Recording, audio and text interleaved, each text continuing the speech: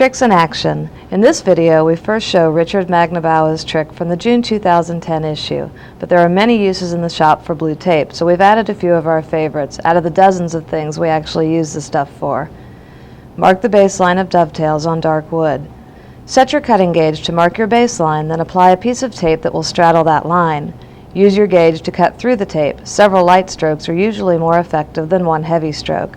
Then peel off the piece closest to the front edge. The remaining tape clearly marks a crisp baseline, and the contrast makes it simple to see when your saw blade has reached the desired depth. String clamp. You can also use blue tape to act as a clamp. In this case, Glenn Huey is using it to clamp stringing on the edge of a curved profile. He's already routed out the profile and cut his stringing to fit. You want to begin the installation on a straight area and add a couple of pieces of tape there to get things rolling. As you apply the tape coming around the corner, make sure to stretch it a bit as you secure it to the surface.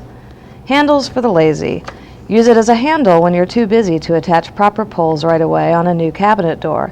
Bob Lang warns, however, that this ersatz handle will only last a few weeks in a busy kitchen, so keep a roll of tape handy for replacements. And painter's tape is available in other colors too, in case you're trying to match your decor. I quite like the lavender. Mark pole locations. Eyeball the placement of your pole and slap a piece of tape in that location.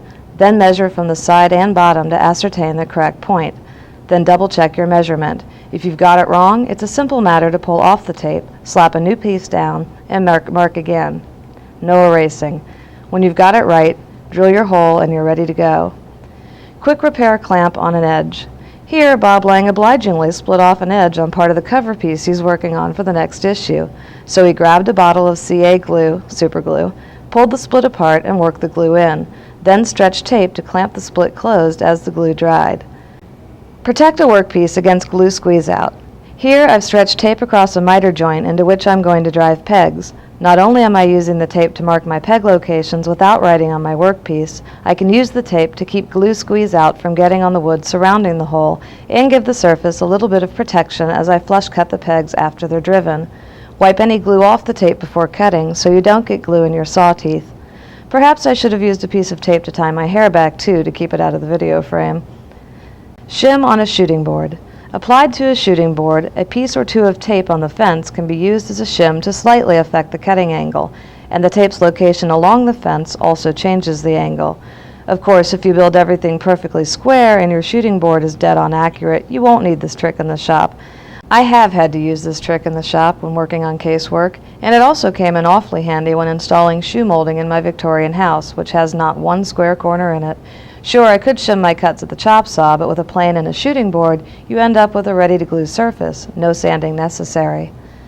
Depth stop on a drill. If you need to drill a stopped hole, apply tape on your drill bit to mark the proper depth and apply it square so the two sides meet up as they wrap around the bit. That way you form a perfect flag that will start clearing off the dust just as you reach the proper depth. Quieting your coworkers. If you have a pesky coworker who follows you around the shop and makes fun of you every time you pick up a hand tool, a couple judiciously applied pieces of tape solves the problem. In this instance, however, I think duct tape might have been the better choice.